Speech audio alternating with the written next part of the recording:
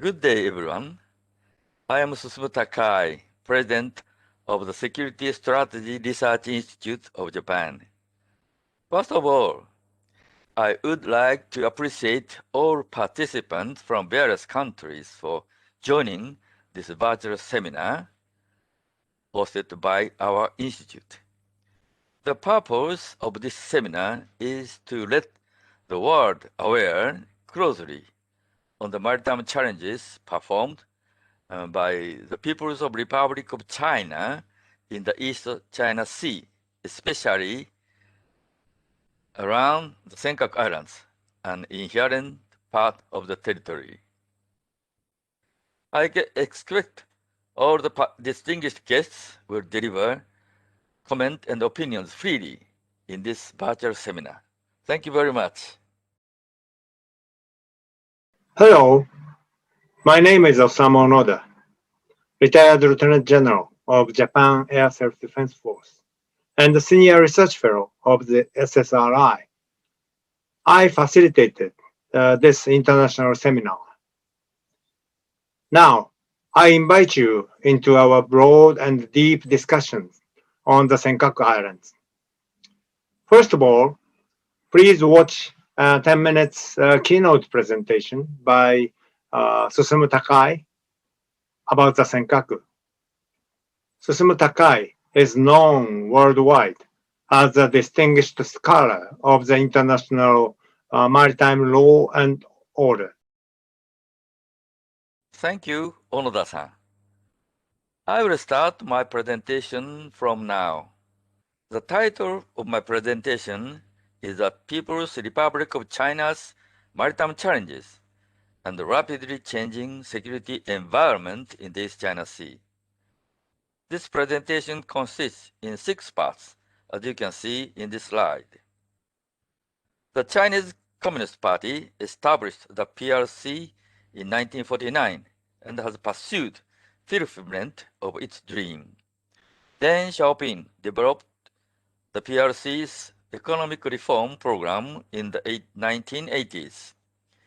The relationship between the PRC and the United States got worse in the 2010s because the PRC's fishery boat attacked Japan's Coast Guard vessel in 2010, and the Obama administration changed the U.S. policy towards the PRC.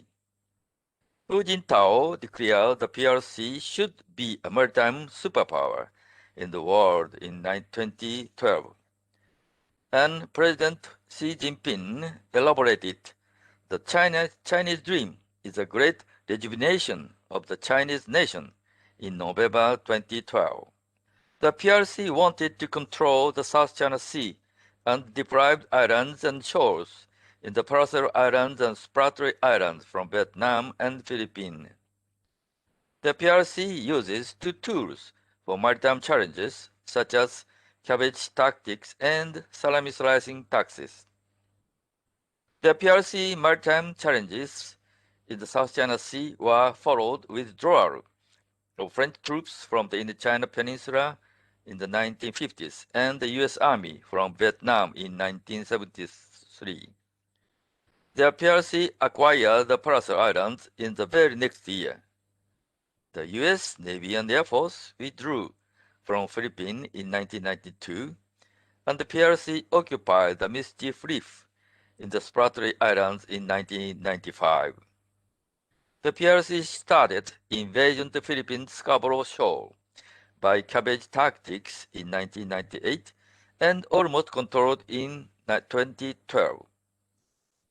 The PRC set the Senkaku Islands as a target in the East China Sea at the earliest in 1971. Short story history of Senkaku Islands is as follows. In 1885, the Okinawa prefecture officials landed and conducted an investigation of the Senkaku Islands, which were terra nullius then. Japan incorporated the Senkaku Islands to the Japan's territory on 14 January 1895. Tatsuhiro Koga, a Japanese citizen, leased them from the government, and some 240 inhabitants, including children, lived there in the 1910s. The Japanese settlers engaged in various economic activities, including industry of dried bonito production here, until the beginning of the World War II. The Japanese government continued to exercise effective control over them. The Allied power defeated Japan in the World War II in 1945, and the San Francisco Peace Treaty placed the Ryukyu Islands under the U.S. administration in 1952. The U.S. Ryukyu government also continued to exercise effective control over the Senkaku Islands, and the U.S. force put Kuba Island and the Taisho Island for firing ranges for the U.S. Navy in Okinawa.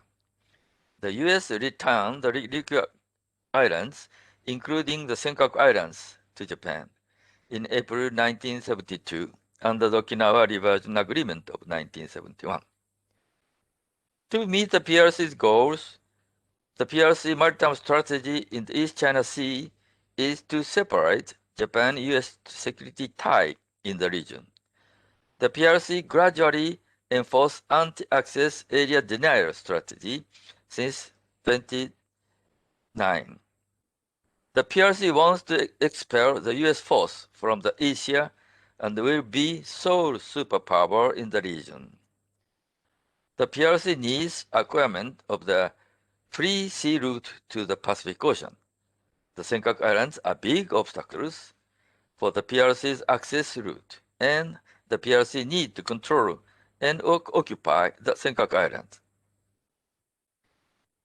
The PRC did not contest Japan's sovereignty over the Senkaku Islands for many years. A United Nations agency reported the potential existence of seabed resources in 1968. The PRC suddenly began to make their own assertion of the territorial sovereignty over the islands without presentation of any title based on international law in 1971. The PRC's first assertion of the territorial claim over the islands were 76 years after Japanese cabinet decision of incorporation. The PRC constructed 4 oil platforms along the medium line by 2014, and the newly constructed 12 platforms by 2018. In 1992, when the PRC enacted the law on the territorial sea and the contiguous zone, the PRC many government vessels suddenly intrude into the territorial waters around the Worsley Island in September 2012. The PRC integrated 5 government agencies and established the China Coast Guard, hereinafter CCG, in June 2018. The CCG's chain of command moved from the State Oceanic Administration to the People's Armed Police Force in July 2018. The PRC revised the National Police Act and put the CCG under the PRC Central Military Committee in the June 2020. And the new CCG Act, which allows the CCG to use a weapon if necessary, is enacted on 22 January 2021. Japan Coast Guard vessels cannot use of weapon against military vessels and government ships by law. The PRC ultimately designated the airspace above the East China Sea as an Air Defense Identification Zone in November 2013. The PRC asserts the airspace over the Senkaku Islands belonging to the PRC. The PRC has obliged foreign civil aircraft to provide flight plans and related information. This slide shows recent activities of the People's Liberation Army, PLA, in the surrounding sea area and airspace around Japan before 2020. You can recognize that the PLA movement is focused on the Miyako Strait toward the Pacific Ocean. Japan's basic view over the Senkaku Island is as follows. There is no doubt that Senkaku Islands are clearly an inherent part of the territory of Japan, in light of historical facts and based upon international law. Indeed, the Senkaku Islands are under the valid control of Japan. There exists no issue of territorial sovereignty to be resolved concerning the Senkaku Islands. Japan will firmly and calmly to maintain its territorial integrity. Japan continues to strive for peace and stability in the region, which is to be established through the observance of international law. I conclude this presentation as follows.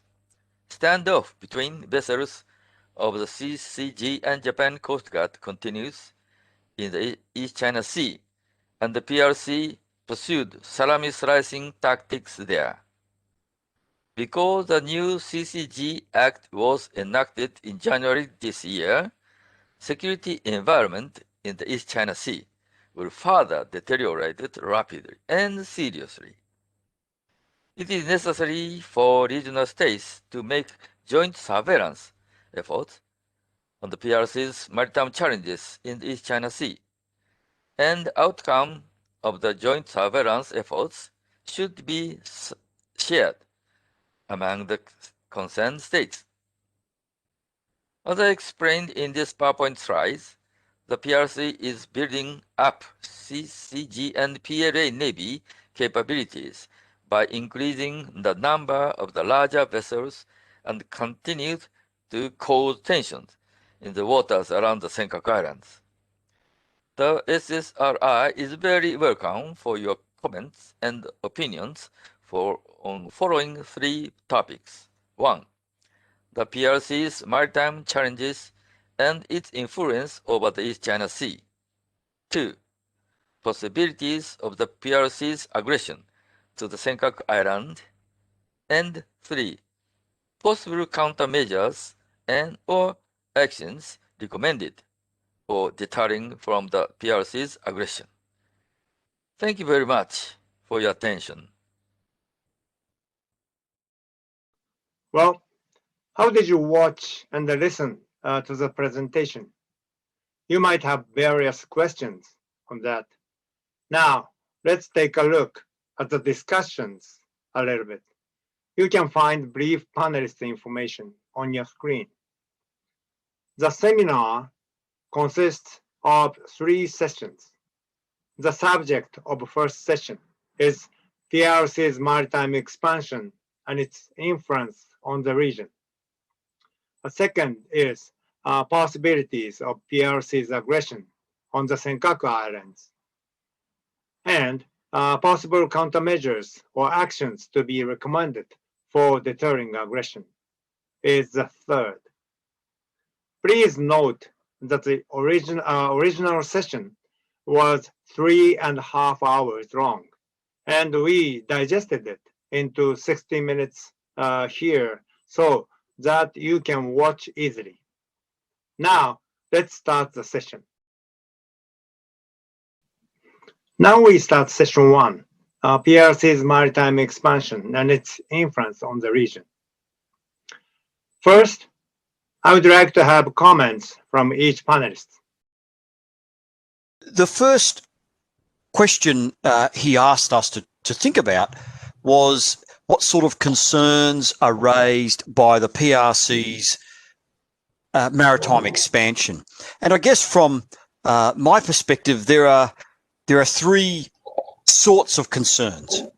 The first is, in a general sense, the PRC's maritime expansion has prompted us all to think about how we deal with a divergence between a very important trade relationship and how do we balance that when we have strategic or security relationships which may differ from or sometimes even come into contest with that trade relationship. The second point is that in terms of security strategy, and as the President mentioned, we have A2AD, we have all of these developments in Chinese security and strategic operations, from grey zone operations, the unrestricted warfare doctrine, the three warfares doctrine. And that has prompted some concerns because of that broad approach, maritime being just one area of security concern, where some states are taking other approaches to deal with some of those activities. I'm thinking about foreign interference laws, strategic investment rules, and even some states now are looking to diversify their supply chains, for example, in things like pharmaceuticals or drugs, which China produces very many of the world's pharmaceuticals. How do you diversify supply chains if your trade relationship becomes hostage to a security relationship? There have also been, for example, down in my area of the world, developments such as quite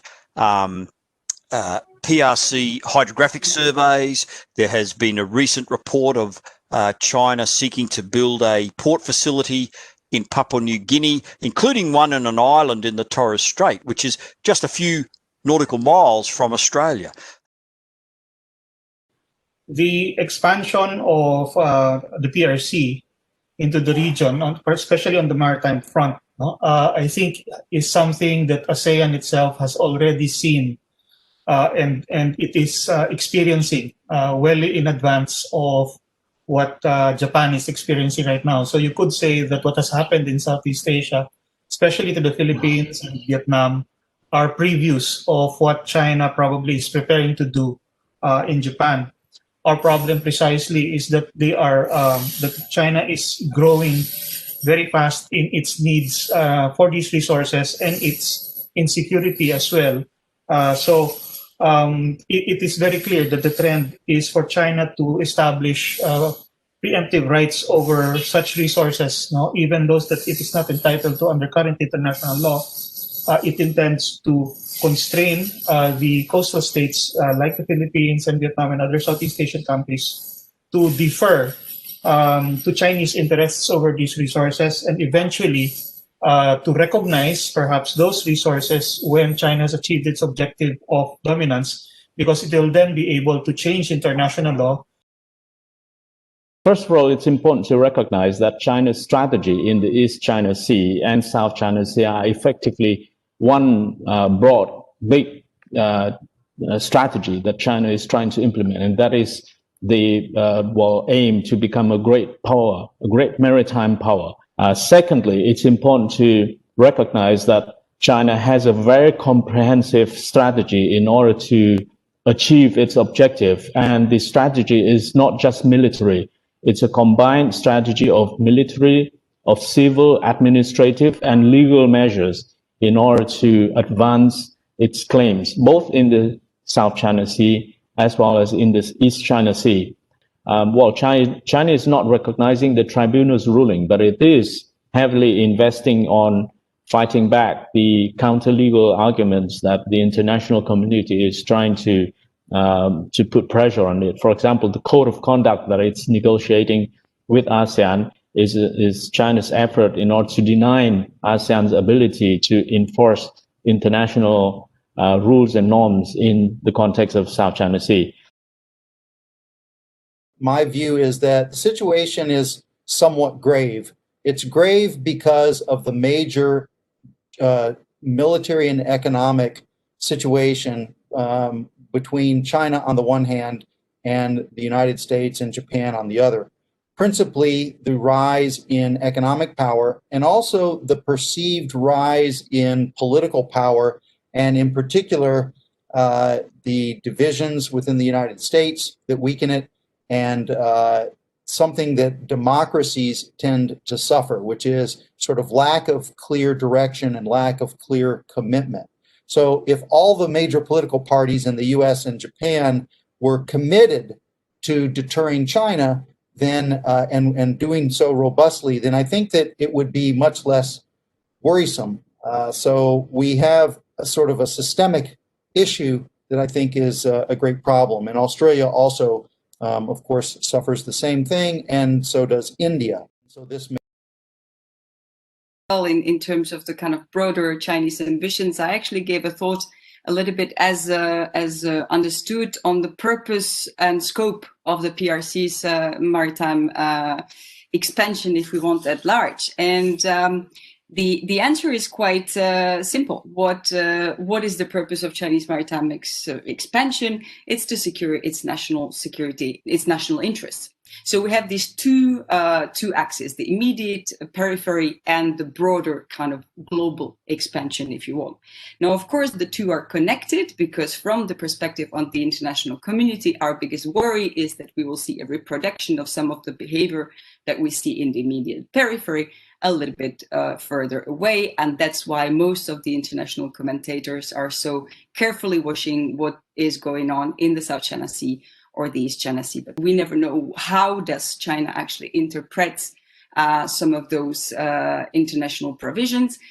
Even if we would know it one day, it may change another. And it is precisely this degree of uncertainty and unpredictability of the Chinese regime that keeps the international community on its toes, and quite rightfully so. It's the use of the sea for strategic purposes, as Eva was saying, sort of what does it mean, the sea, to Chinese national security? And there I think there's two elements. One, trade, commerce, how it connects to Chinese growing maritime overseas interests. And the other, strategic, it's about the projection of power, which at the moment the Chinese see as something that the United States is predominantly exercising in the broader Indo-Pacific, which is the first space of, if you want, of immediate interest to China. So I find Chinese behavior problematic, because in terms of trade and commerce, if they are part of the global system, then it's in their interest what's been done so far to continue to protect it. But when it comes to their action, it suggests they're more concerned with the strategic dimension of it. And as a result of that, that poses problems because of the lack of clarity and consistency in their position vis-a-vis the international maritime order. And I think the most important purpose of PRC's maritime expansion is the primary means of getting the dominance in the worldwide hegemony, militarily as well as diplomatically. There would be no limitations in the expansion, because the dream of the strong military means the strongest military in the world, stronger than the US forces. Xi Jinping firmly requests the PLA to realize the strong military dream by 2049, the 100th anniversary of the PRC. They also set the midterm goal in 2035. Xi Jinping will stay in his position as the chairman of the Central Military Committee, CMC, until 2035. Well, thank you for your comprehensive comments. There is a perception that China's maritime expansion, along with its economic and the trade expansion, has been conducted in order to ensure national security and the national interests. On the other hand, there exists the reality that Beijing sometimes uses coercive tactics by interpreting international law to its own advantage for optimizing national security and maximizing national interests. PRC's maritime expansion is also understood for acquiring a certain political and diplomatic dominance in the region. It looks clear to me that Xi Jinping is build up those power into his purpose, focusing on 2049, 100 years of PRC establishment. So, what do you think about the future course of China? Do you think the PRC, as a great power, seeks to cooperate with the regional countries and the world in economy, trade, diplomacy, and security, rather than to seek the hegemony? And then at the macro level, the G7 and the major states, major economies have given China terms that it would not give to one another, even to their close neighbors like US and Canada.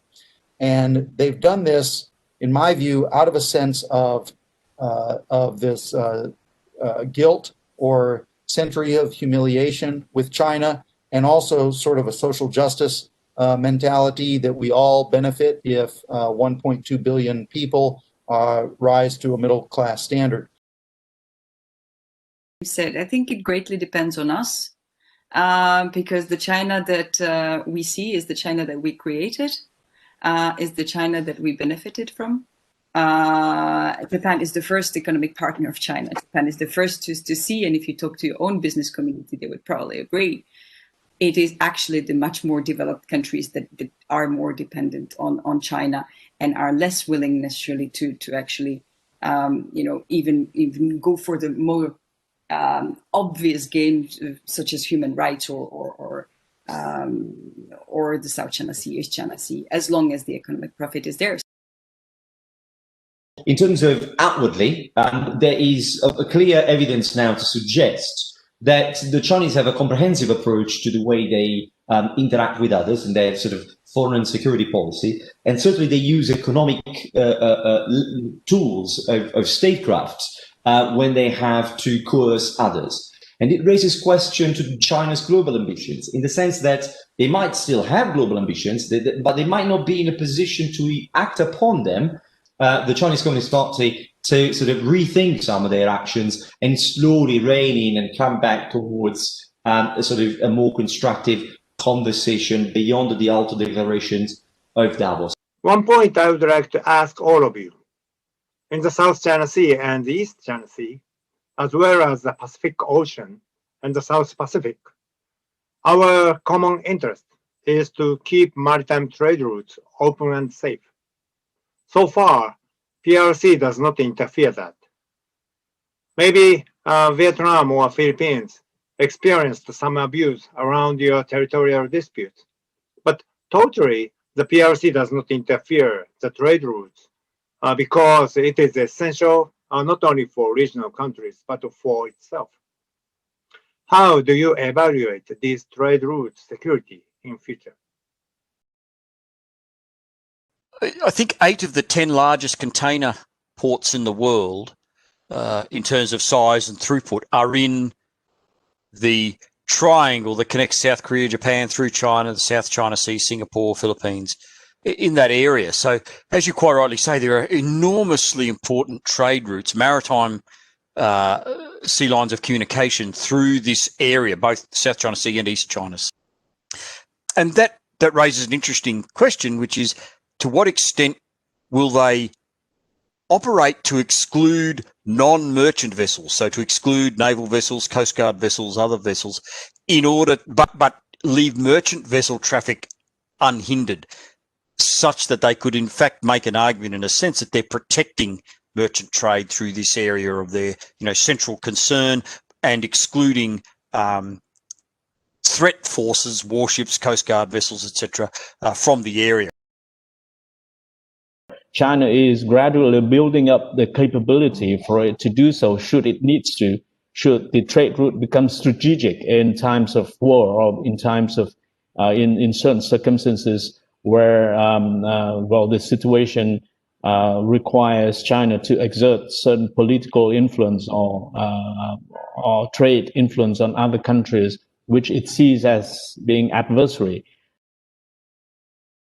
once they have acquired all of that, that will be the time when they will be able to dictate upon the trade routes. So I believe that that would be the ultimate objective, actually, given the extent to which they require control of the South China Sea and East China Sea for their own interests.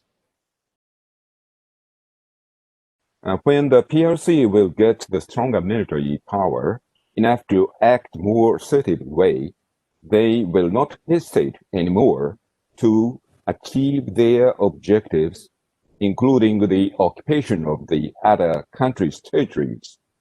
Their behaviors in the process to conquer Tibet and Xinjiang show the CCP's way to conquer the surrounding country. On the one hand, China wants to expand, it wants to consolidate its regional influence and global influence. But on the other hand, China does not want to openly confront the United States and its allies and destabilize the Asia-Pacific region. China has clearly this aspiration to become a global power by 2049 with first-class military. Chinese Communist Party needs new sources of legitimacy. And this narrative, rising China, great power China, China returning to its sort of global power position is very much also directed at the audience in China, to the Chinese public, because of course Chinese leaders have to take into consideration the popular nationalism in China. So has China's national interests have changed and expanded. China's maritime and geostrategic priorities have changed. It's no longer simply coastal defense as it was in the past, but now China also wants to project power further from Chinese territory, from Chinese mainland, in particular in order to be able to defend sea lanes of communication. Thank you for the discussion, focusing on PRC's maritime expansion and its influence. Now, let's go to session 2. The subject is possibilities of the PRC aggression on the Senkaku Islands. In session 2, we are going to focus more on the Senkaku. I would like to have your opinion first. What we're seeing probably is what we're seeing as the probable next step will be some kind of unannounced blockade, effectively, of Japanese ships and aircraft, similar to the one that they have already put in place around Scarborough Shoal, preventing government presence from even coming near these islands. And then it will be accompanied by unilateral civilian maritime activities such as deployment of marine scientific research instruments or energy exploration or some other ostensibly civilian activity in order to keep themselves in order for them to keep up this image, so-called, of being not aggressive and not using force. China doesn't make big moves, but make little moves so as to gradually use its body mass to wear Japan's self-defense forces out of Senkaku, and it does so in a gradual way. A surprise China moves in the Senkaku cannot be ruled out because China doesn't act logically, especially now. This is a very sensitive time for China. This is a pivotal year for China when it has reached the first centennial goal. China is recalibrating its thinking. It's re-establishing its new goals. So I think we'll see increased robust action as well, as we've already seen in the South China Sea. I think we'll see increased Chinese statements about the ADIZ, and we've already just seen this week higher levels of Chinese fighter and bomber activity along the edges of an ADIZ in the East China Sea. I think the issue of strategic timing is very important, and that China might step up that and make a more robust assertion.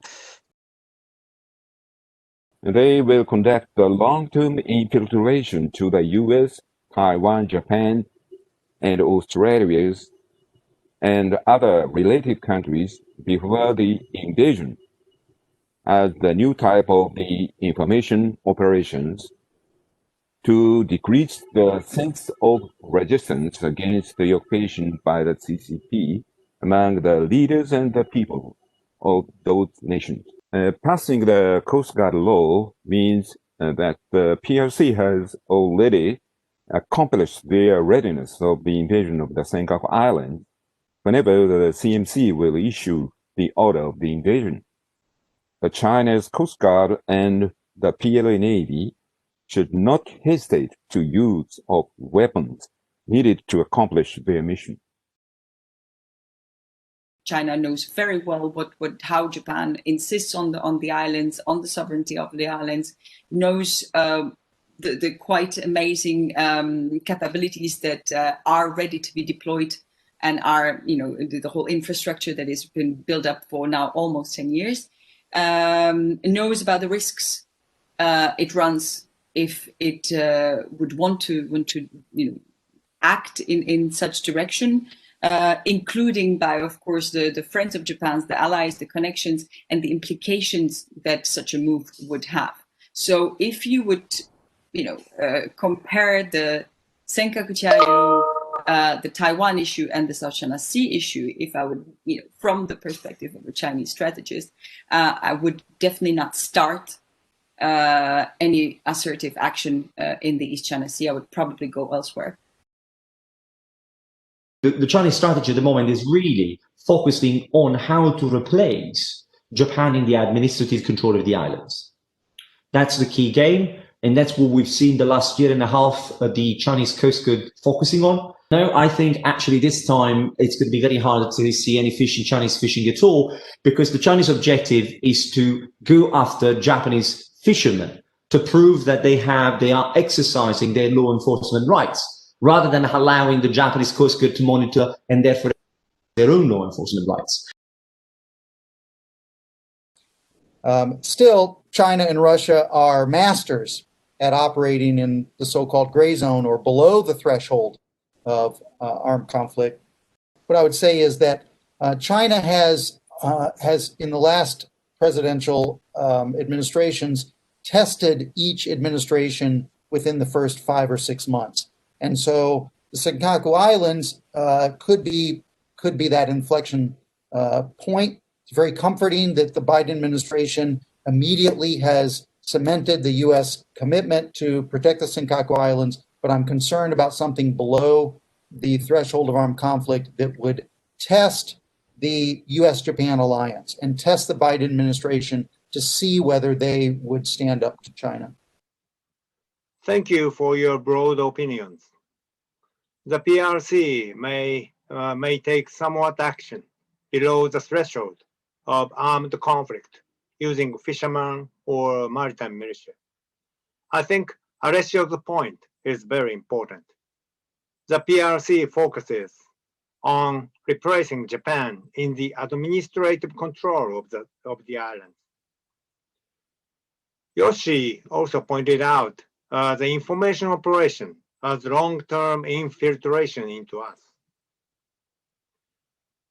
Military aggression to the Senkaku seems to be less likely, in your opinion. Don't you have any comments on military aggressions? From the perspective of Southeast Asian countries, we thought that a military attack possibility on the Senkaku Island for now look less likely than a possible military move in the South China Sea. And that's just the logic of the Senkaku, again, being well protected by Japan's self-defense force and by the military alliance with the US. But again, this is just the logical estimation of likelihood. Things could go out of logic very easily. In the recent week, we've seen some reports about the new Chinese Coast Guard law. Allows China Coast Guard vessels to use warning shots and to engage in boardings and things like that. But what is interesting, if the reports are correct, is that the China Coast Guard has been giving these powers to employ in areas where it is just known that it's disputed, is that they will have the power to go on to go ashore onto features and disassemble or destroy the structures that other countries have put there as part of their claim. One is the possibility of a triggering event, which they will say or which they will use as an excuse to say that they have been provoked into an action. The second is if from their calculations they believe that they can get away with it. I do not believe that at the moment China is considering occupation, forceful occupation, and entering into military confrontation with Japan and possibly the United States over the Senkaku Islands. I do not think, I think that costs from China's perspective will be too high and costs will outweigh the benefits. As we have seen, there has been increased intensity of Chinese presence in the East China Sea and around the Senkaku Islands, including territorial waters.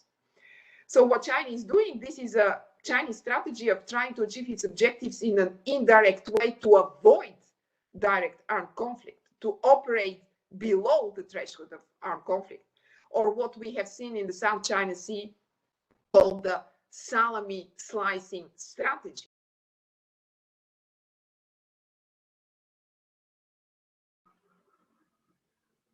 Thank you for answering the questions. Japan should prepare not only for military aggression, but also law enforcement activities, as well as political, diplomatic, economical, informational challenge by the PRC.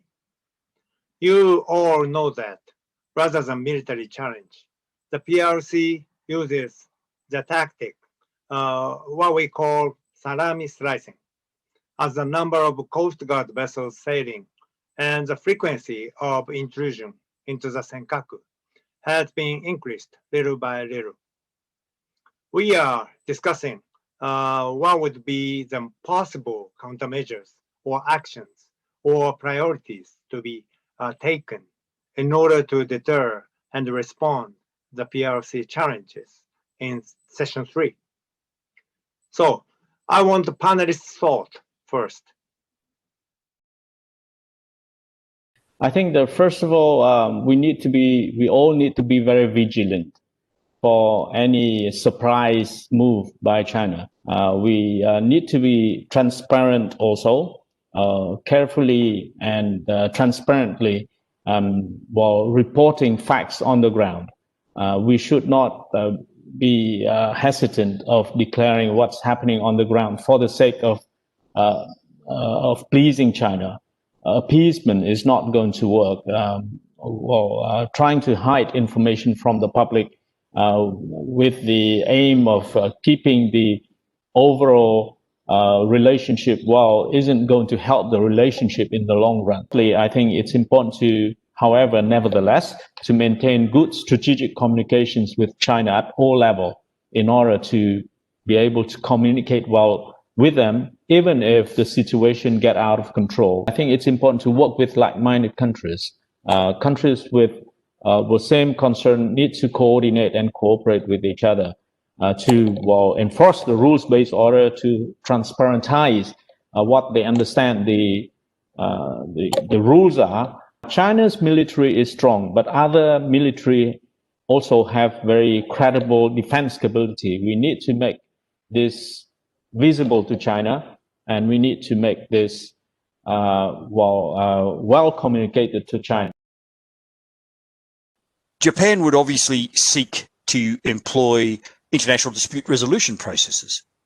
And an interesting contingency to think through would be, how might China also use those dispute resolution processes to freeze the conflict and to freeze the facts on the ground? I think it was in 2010 when Japan arrested a Chinese fishing vessel from around that area. It took it into custody, and the response from China, the diplomatic and pressure response from China was so overwhelming. I think you could expect those sorts of, very deep responses to come from China in that situation. And I think some contingency planning about, well, what are the things that could actually pressure China? I think because as soon as an incident happens, shaping public opinion will be the first objective, the first consideration.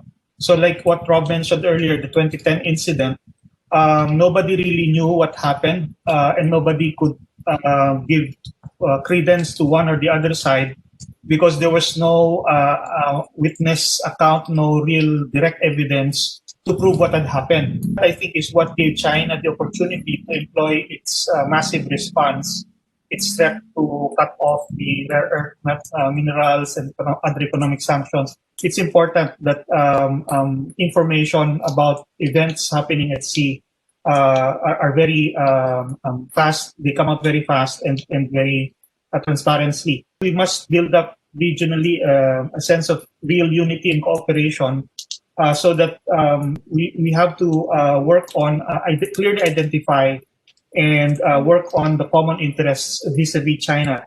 So, for example, the gray zone tactics, we all should share the techniques, the methods in responding to them when we have them. And by doing so, we should try to erase the gray zone, more or less. No? I would go even to be a little more specific. I would have anti-air warfare, missile defense. I would have underwater installations to warn in advance of submarine activity, to have a comprehensive envelope and to telegraph to China that this is a serious defense. Because sort of right now, Japan really relies almost upon just the moral authority of its ownership over those islands. And I think that will become riskier over time. I think very well. I already mentioned since 2013 the inauguration of a new surveillance zone, the multiplication of capabilities in the area, amphibious units, you name it, has been effective. So just continuing that direction, there's very little to add on that front. The difficulty of Quad kind of insert itself efficiently into the regional security architecture is something that Japan and other Quad members may need to take into account. And Japan has an excellent tradition of working with Southeast Asian countries. So when, given the fact that East China Sea, Taiwan, and South China Sea are somehow interconnected, one important point that Alessio said so eloquently, and eventually James also agreed, was to establish communication channels. Keep communication with China open, especially on this kind of below the military level, law enforcement agencies and youth was exactly my 2 points that I wanted to say. Alessio said that already. I don't think the imminent invasion to the Senkaku Islands would be occurred by the PRC because the piecemeal invasion to the Senkaku Islands will stimulate the anti-China sentiment among the Japanese people and the Japanese government too. And besides, such a behavior will accelerate the capability of defense to build up in Japan, and the mutual cooperation among the U.S., Taiwan, and Japan will be also closer than the current situation. There might be various kinds of the ways to strengthen the effective control on the Senkaku Islands. For example, the construction of some offshore assets, including a lighthouse on the islands, the survey of the situation on the islands by the officials, and other offshore activities on the islands will be capable. The mutual support for building up the capabilities to keep the order and the stabilities of the free and open in the Pacific region is critical for all countries in the region sharing the same values. We should cooperate each other. The multilateral exercise in the region, the AXA and the GSOMIA agreements, the cooperation in research and development, and the sharing of the information should be promoted. It is very impressive to me that Yoshi pointed out that enacting the Coast Guard law means the PRC has already prepared for the invasion to the Senkaku whenever the CMC issues the order. So I would like to ask panelists.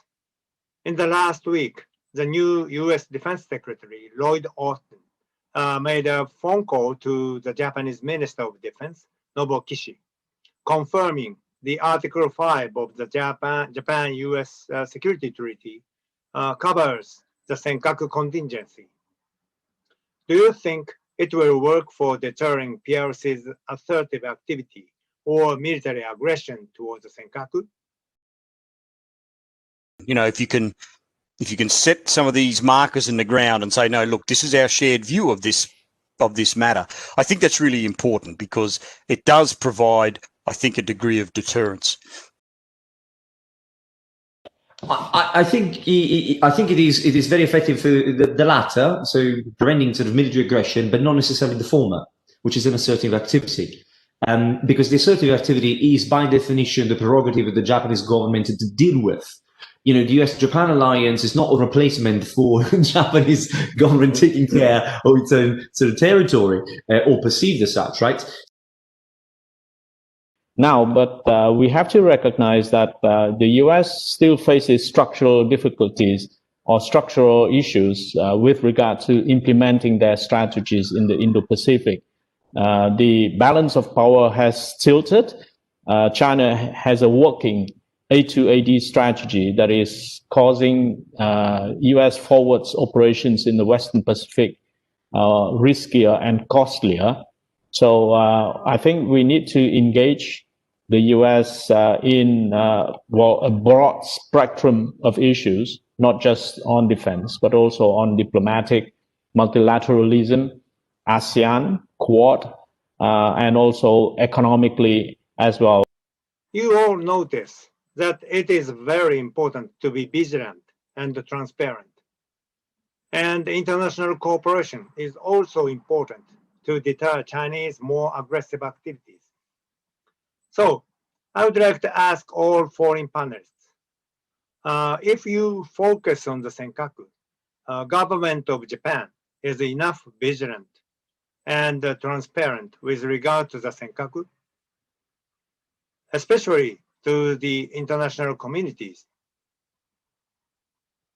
Do you think Japan should share the fact of the PRC activities more with the international community on the Senkaku? The issues in the South China Sea are known all over the world, and that's a function of many things, including that there are many states involved, including that there was the arbitral award, which generated very much publicity and comment. And so the South China Sea issue has been internationalized very well. That doesn't mean there's any resolutions in sight. By contrast, I think the East China Sea issue is much less well known and certainly much less well understood. For now, I would say that, for example, in the Philippines, the only things that the people know about the Senkakus is that there is a dispute, that it is being claimed by China, and they're carrying out some of these tactics of sending the Coast Guard. But that's it. They don't know the backstory. They don't know the history. They don't know why Japan rightfully has sovereignty over that area. They don't know why the United States very clearly expresses the position that the Japan-US treaty applies to the Senkakus, but not the world. So the first thing is to make clear that in Washington, the dire consequences. And I think earlier on last year, there were a couple of large wargaming that were done in the US and all of them concluded how quickly things could escalate out of control. The way we approach the changes in status quo through the use of coercion or of other means other than peaceful means, they undermine fundamentally the principles enshrined in UNCLOS and the way in which the maritime order is managed. So conveying that message and linking what happens in the Senkaku to other instances and examples in other parts of the world. I guess I'm a little skeptical of internationalization as something of an effective tool of deterrence. China is a master at dividing states and dealing bilaterally with states, and so I'm not sure that that will change the equation. I think what changing the equation most would do would be economic growth and strategic focus with between Japan and the United States. One of the reasons why the East China Sea is still considered as a kind of localized, as Alessio said, conflict is that it involves two countries. It seems more clear cut. You actually have proper islands in it. It's much more clear. The South China Sea attracted so much attention because, well, it was really kind of no man's land for a very long time, and also a space where the international community could kind of pronounce itself more, where the Permanent Court of Arbitration and then the whole legal issues were much more kind of digged into and much more interesting also for the international community. I'd hope Japan can work in more tandem with ROK to shed more light into what's happening, the geostrategic situation of the East China Sea, to have greater, broader international cooperation. That is going to help, at least, help the situation strategically in the context of East China Sea and South China Sea being two important seas connecting the Indo-Pacific. Unfortunately, we are running out of time now. Okay, let me wrap up quickly. We share the thoughts what the PRC tries to do in the East China Sea and the South China Sea, and what is the implication in session 1. Then we focused on the PRC's challenge to the Senkaku Islands and analyzed its approach in session 2. Finally, we discussed the point for countering and deterring the activities of the PRC.